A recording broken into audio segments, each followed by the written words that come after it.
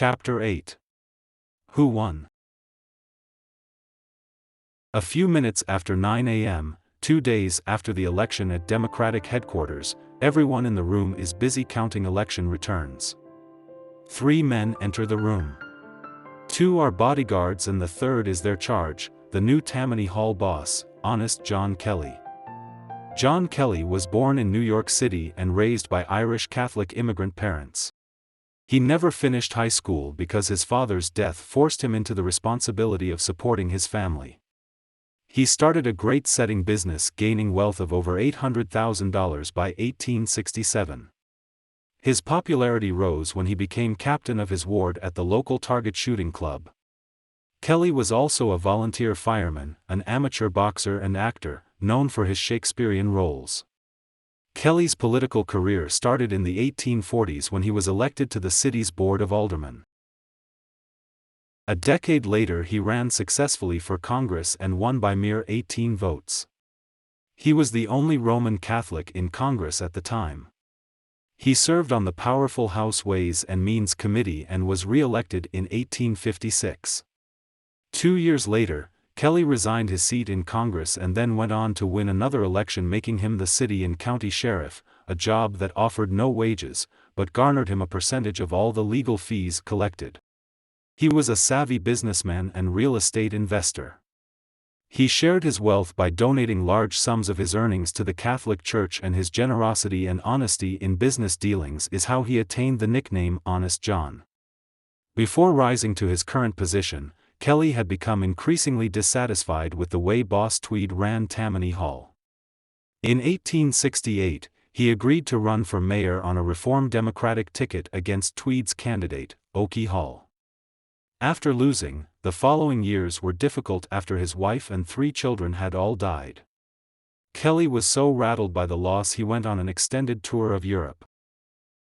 He returned to New York in the fall of 1871 when press revelations of the Tweed ring corruption and subsequent legal prosecutions were crippling Tammany as a political force.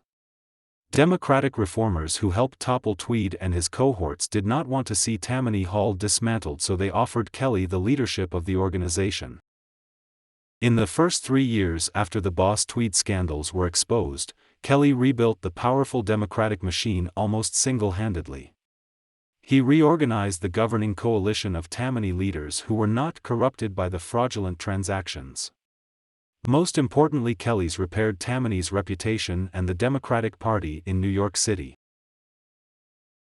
His organization project was so successful it was used in other cities and small towns across the country to create Democratic machines, known for their loyalties to the party. As a Catholic, he understood how the Catholic Church hierarchy worked, and he used the same formula to organize the party machine. Each election district of a few hundred to 1,000 people would have a precinct captain or county committeeman, the same as a parish priest does in every church. These captains would report back to district leaders, like a priest reports to a bishop and the bishops to the cardinals and cardinals to the pope. Kelly's plan made sure every district issues were attended to fairly and openly.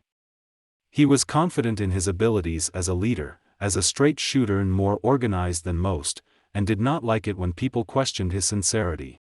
Leaving his bodyguards at the door, Kelly strolls over to John Bigelow, William Pelton, and Congressman Hewitt. All 3 have noticed him come in, but they keep their focus on reviewing election results at the tote board. As Kelly walks up to them, he taps a rolled-up newspaper against the palm of his hand. In his usual confident, gruff voice he announces his presence. "Good morning, gentlemen." John Bigelow, somewhat annoyed, continues to review the tote board and snipes back without looking at John, "Good morning yourself. Where have you been hiding?" Kelly stops tapping the paper and replies flatly, "Busy with Tammany business." Narrowing his eyes at Bigelow, he asks, "Where's Samuel?" Bigelow doesn't respond. William, realizing the tenseness between them, chimes in, "He'll be here shortly." Noting the negative mood, Kelly decides to change the tone of the conversation with some comical sarcasm. "Well, I'm not at all happy with the doubtful news reports. I have a very large wager on this election." Congressman Abram Hewitt, one of the newer members of Tammany, puts in his 2 cents, I'm sure Governor Tilden has no concern with your wager, Mr. Kelly. And neither do we. At the moment, we are busy confirming results to confirm his presidency. Kelly, realizing his joke has backfired, places his newspaper in his side jacket pocket, then raises both of his hands, palms up in a noncommittal manner. Relax, Congressman, my 10,000 is on Tilden's win, not his loss. Bigelow, realizing that Kelly was only jesting to lighten the mood, relaxes his stance and replies, then your wager is safe. Kelly is inwardly grateful for Bigelow's gesture to be nice to him. These men are not angry with me, but at the situation now confronting them. He, along with the rest of the Democrats across the country, believes that regardless of what some newspaper men are reporting, there is no argument. Tilden has won the election by a large majority of the popular vote. Kelly inquires, how many votes are in dispute? Hewitt explains, it is not the popular votes. He has over a 254,000 plurality. It's the Electoral College count. We appear to be shy the one vote needed to claim victory. Kelly, like millions of others across the country, believes the two go hand in hand. He naively asks, if he won the popular vote by that many, then shouldn't the electoral votes confirm it? Not exactly, Bigelow replies. Curious by Bigelow's response, Kelly asks, what do you mean by not exactly?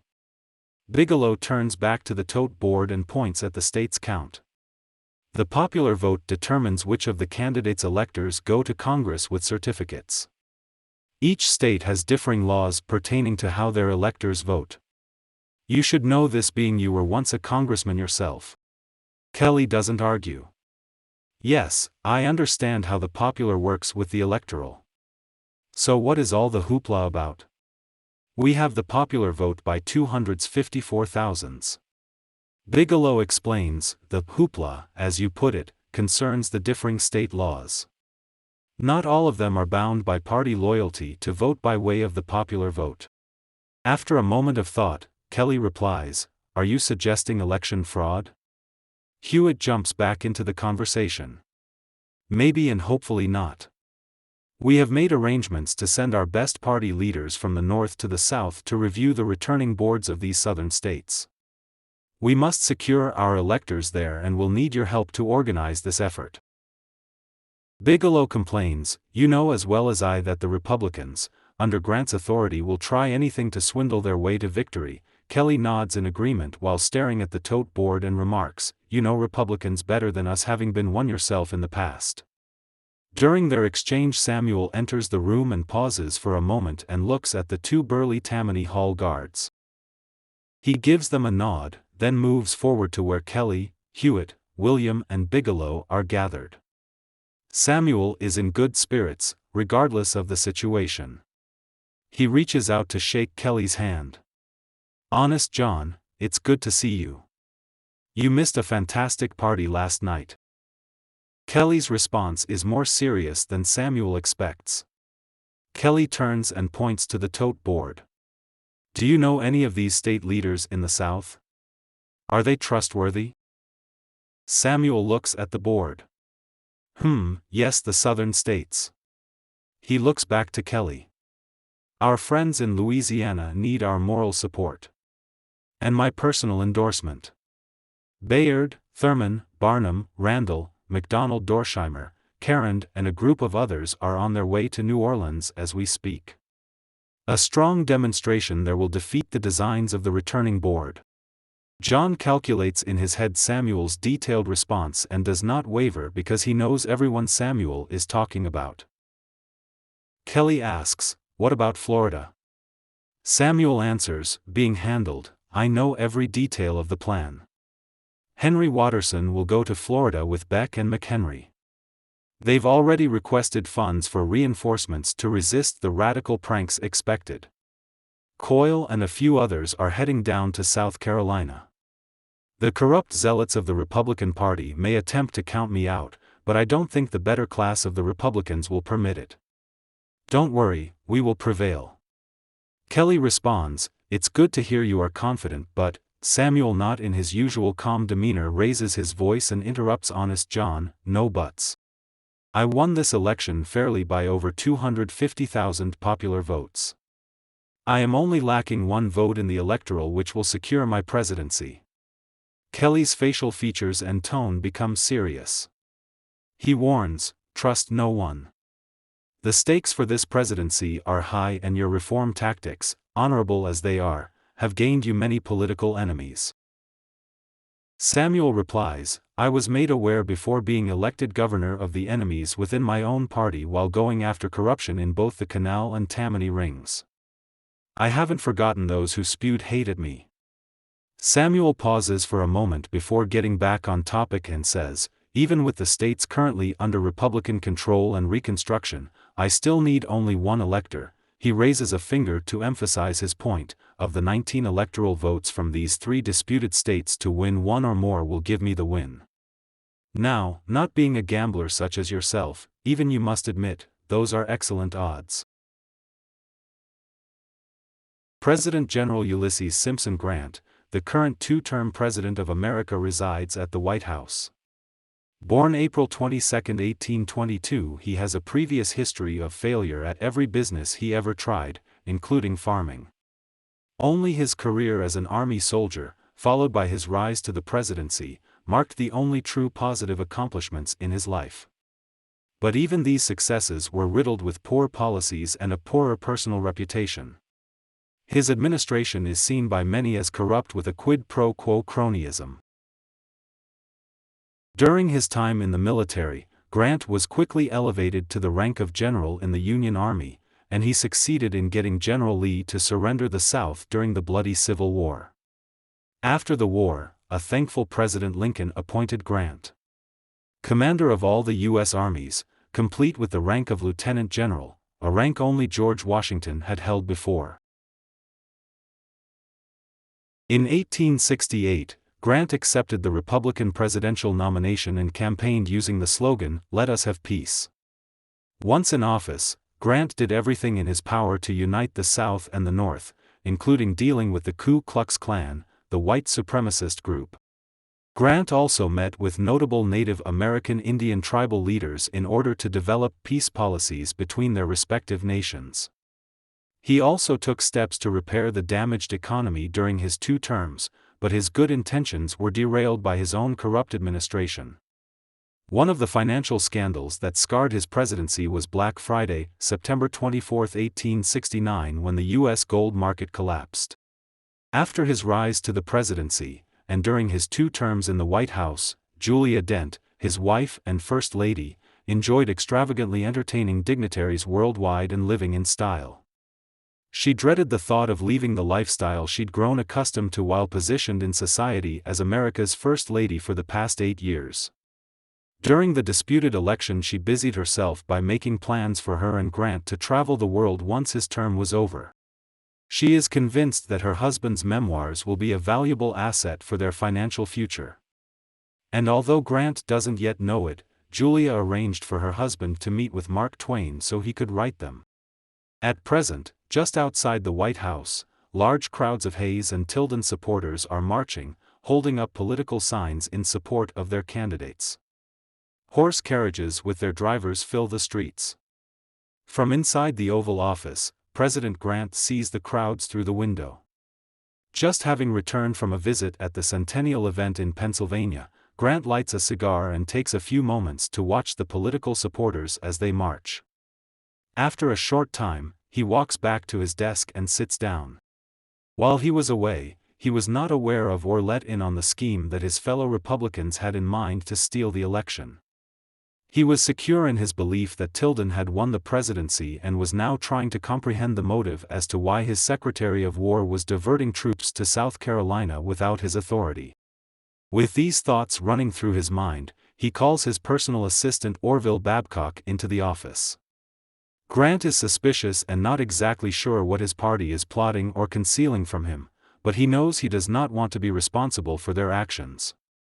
His goal before leaving office is to do what is necessary to keep the peace in the 3 southern states of Louisiana, Florida and South Carolina under his command during Reconstruction.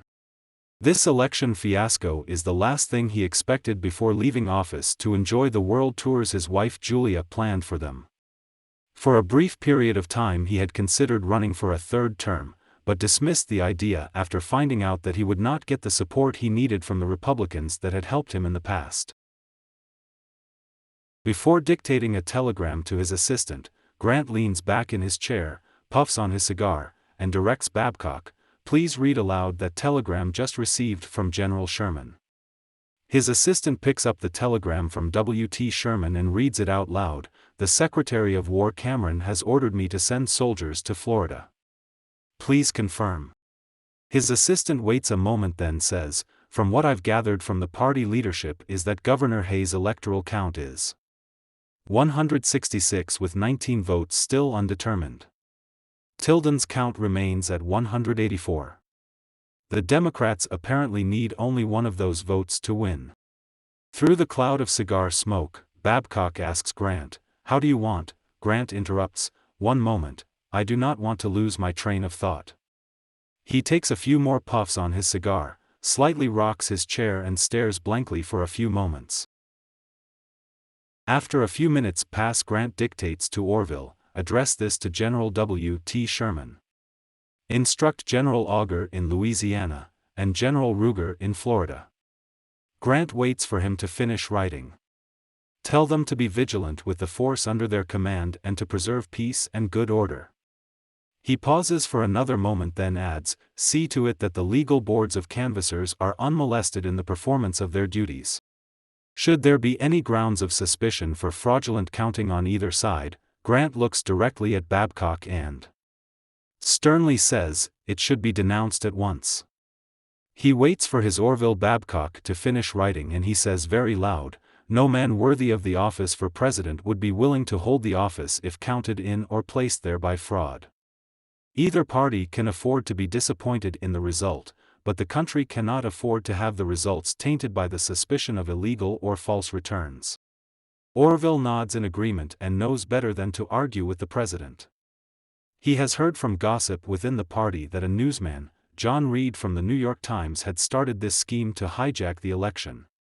He decides it would be better if the party chairman, not a news editor, questioned the results of the election. Orville pauses for a moment and watches as Grant rises from his chair and walks around to the front of his desk, still puffing on his cigar. Grant looks at Orville square in the eyes and says, "Tell them to keep it honest and to make sure the colored men of the South are treated with respect." In Ohio, a large and unruly crowd of Hayes and Tilden supporters have gathered in front of the Hayes estate. Several reporters wait with them for Hayes to come outside to speak with them. A smaller group of Tilden supporters argue with Hayes supporters, suggesting rather forcefully that Hayes should get it over with and concede the election. A Tilden man bickers with a Hayes campaigner and angrily shouts, "Tilden's won this election. Hayes should back off." A Hayes man fires back, "Tilden ain't won nothing yet. The votes ain't all counted." A Tilden supporter fires back, "You're a horse's ass, the votes have been counted. Tilden won by over 254,000 votes," and he takes a swing at the man he's arguing with. The two wrestle each other to the ground and the crowd gathers around them. The reporters move in closer and one reporter says to another, "This kind of action will sell thousands of papers." While the melee commences outside, inside the mansion, Hayes and his wife Lucy are seated at the dining room table having lunch with two of their children. Fanny, their 9-year-old daughter, and Scott, their 5-year-old son, are with them at the table. They hear the commotion erupting outside and Hayes tries his best to ignore it, but Lucy won't let him. "These people say you are the president," she blurts out to him. Fanny, not wanting to be left out of the conversation, asks her father, "Is it true? Are you the president?" Scott, protesting, asks, "Do we have to move?" "I don't want to move from here." Hayes, trying to calm his annoyed wife and children, loses his patience and grumbles, "Please finish your lunch." Lucy, realizing he is annoyed by the outbursts, reprimands her children. "Mind your father." Both children know better than to argue with either of their parents and start to eat again.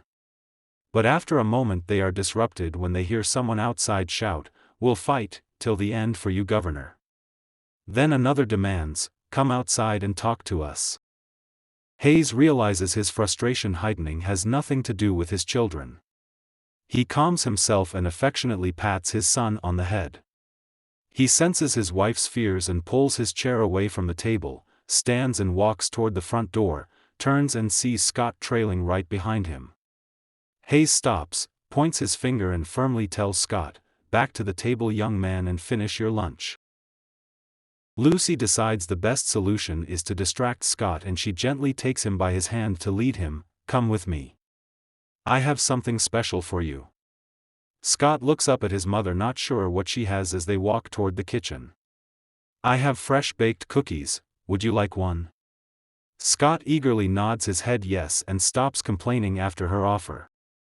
Fanny, who is still seated at the table eating her lunch, pushes back her chair and chases Scott after he naughtily sticks his tongue out at her. "You've been tricked," she blurts out. Lucy turns and scolds, "Fanny, you're not helping." Now outside, Hayes walks down the horse and carriage path toward the front gates. His supporters cheer him while the Tilden supporters are rude and jeer. Arriving at the gate, he holds up his hands for silence from the crowd. It takes about a minute and they finally settle down. Loudly, so they can all hear, Hayes states, "Friends, if you will keep order for me half a minute, I will say all that is proper to say at this time." The crowd quiets to a whispering hush and he waits until there is silence for him to continue speaking. The reporters and illustrators ready scribble on their paper pads. After a moment, Hayes begins his announcement. "Thank you. Thank you all for coming. In a very close political contest, it is impossible at so early a time to obtain a result. The telegram communications from some of the southern and western states are still incomplete." He is interrupted when one of his over-exuberant supporters shouts out, "Hayes is elected." More cheers and jeers fill the air. Hayes again holds up his hands up for silence. The crowd quiets down. "I accept your call as a desire on your part for the success of the Republican Party. If it should not be successful, however, I shall surely have the pleasure of living for the next year and a half among some of my most ardent and enthusiastic friends, as you have demonstrated here today." The Hayes supporters cheer again, and this time the Tilden supporters remain respectfully quiet. Hayes waves to the crowd, turns and walks back up the path toward his home. In New York City, Samuel is seated at his office desk reading the Thanksgiving Day proclamation he has just finished adding his finals edits to. It is still his duty as governor of New York to have it signed and ready for the media by the 9th of November. He reads silently to himself, "Proclamation by Governor Tilden, the unfailing mercies of God of which another year has given witness, call us to renew our acknowledgement of Him in thanksgiving and prayer. We are specially reminded of His protection, in the absence of any great disaster or calamity throughout the Commonwealth, and of His bounty, in the large and generous returns of nature. Let us rejoice in the spirit of order and of charity and of the hopefulness which has pervaded all classes under the depression in the industries and trade, and in the growth of the public sentiment toward wise and humane methods of dealing with want and suffering. Let us give thanks for the maintenance of our social and religious institutions in their integrity, and improve the divine blessing upon all efforts in behalf of good government and a true morality. In common with the people of the other states of the Union, we recall, at this time, the blessings which we hold by inheritance. It becomes us, with them, to gratefully and humbly acknowledge the God of our fathers, whose mercies have been from generation to generation, beseeching Him for the continuance of His favor to the nation of His planting, that He may not deliver our glory unto another. I do, therefore, set apart and appoint Thursday the 30th day of November, recommending to the people that on that day they put aside their usual employments, and in their homes and in their respective places of worship, render thanks to Almighty God for His mercies to us as individuals and as a state. Done at the Capitol, in the city of Albany, this 6th day of November, in the year of our Lord 1876. Satisfied with the proclamation, he takes a pen and signs it. Just as Samuel is signing his name, his best friend, campaign manager and Gramercy neighbor John Bigelow enters the room. Samuel pushes his chair back and stands. He has a broad smile on his face. "John, please come in." He suggests to Samuel, "If you have time, I'd like us to take your carriage and ride through Central Park." Samuel likes John's surprise invitation and nods his approval. "Sounds like a terrific idea." He walks toward Bigelow, grips his friend by the arm. A quick glance out the window, Samuel sees John's carriage and horses parked with people standing close by out front. John smiles, "I had your smaller carriage moved to the back a few hours ago. This way no one will follow us when we leave." Samuel says, "Clever." Then adds, "A spirited ride will clear my head." Releasing John's arm, Samuel takes the proclamation from his desk, walks over to Mr. Smith, who is seated at his desk, and hands it to him. "This is signed and ready to go." Samuel sees a few daily newspapers on Smith's desk. He picks them up and says to John, "I'm ready." Samuel walks over to a coat rack, grabs his coat. Says to Mr. Smith, "See you later," a catchy idiom he came up with everyone liked. John and Samuel walk toward the back of the house. Mary sees them and asks, "Where are you off to?" Before they can answer, she scolds, "You'll catch cold dressed like that." Samuel reaches over and gives Mary a kiss on her cheek. Frowning, Mary motions with her eyes at the butler standing off to the side. Without a word, the butler walks to the coat rack and retrieves a hat and scarf and brings them to Mary. She turns, hands them to Samuel and says, "Humor me." Samuel knows better than to argue with her. He rolls his eyes and takes the items from her and walks toward John, who is waiting at the door. A short while later, Samuel is driving both his horses, holding the reins loosely, and maneuvers the team at a steady trot pace with other carriage traffic. He and John are enjoying the needed break from campaign affairs on this gorgeous day. The air has a chill, the sun is shining, and there's hardly a cloud in the sky. Samuel as famous as he is not recognized by people, which pleases both men during their outing.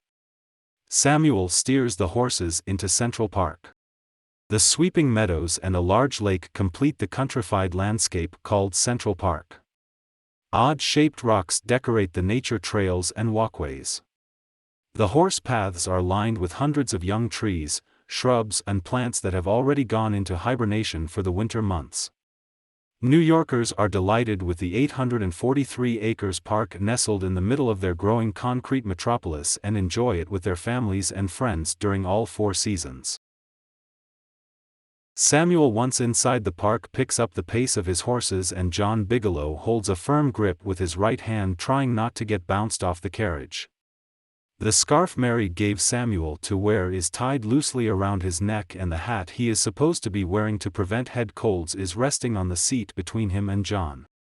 While holding on with one hand and a newspaper in the other, John Bigelow begins to read out loud. Nip and tuck. Tilden still has 184 votes to Hayes' 166. 19 votes are still undecided. Samuel slaps the reins and the horses pick up more speed. Samuel asks, "What else does it say?"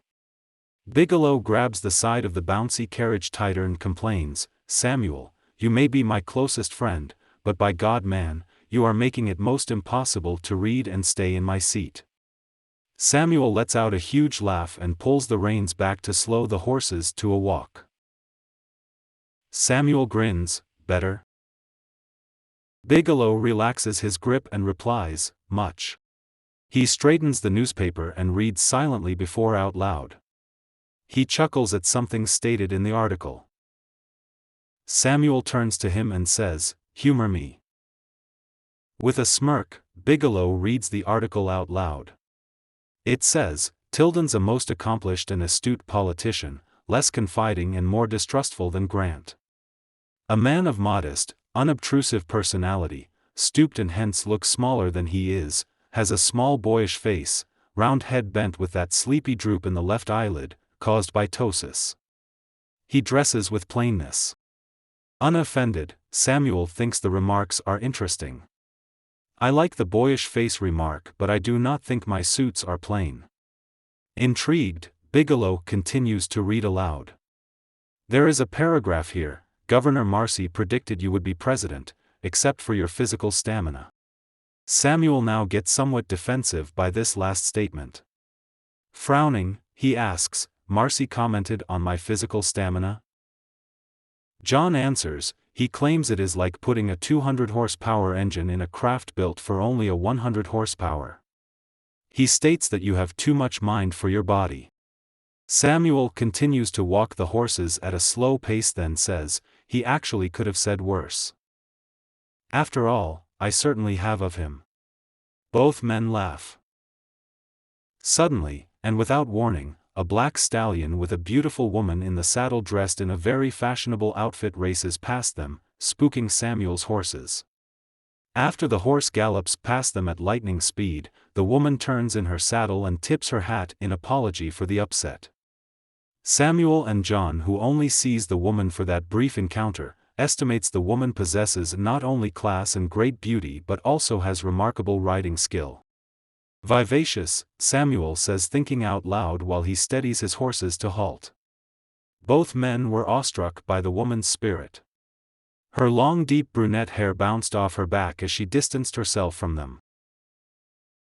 The young rider's name is Celeste Stauffer and she is from New Orleans, Louisiana.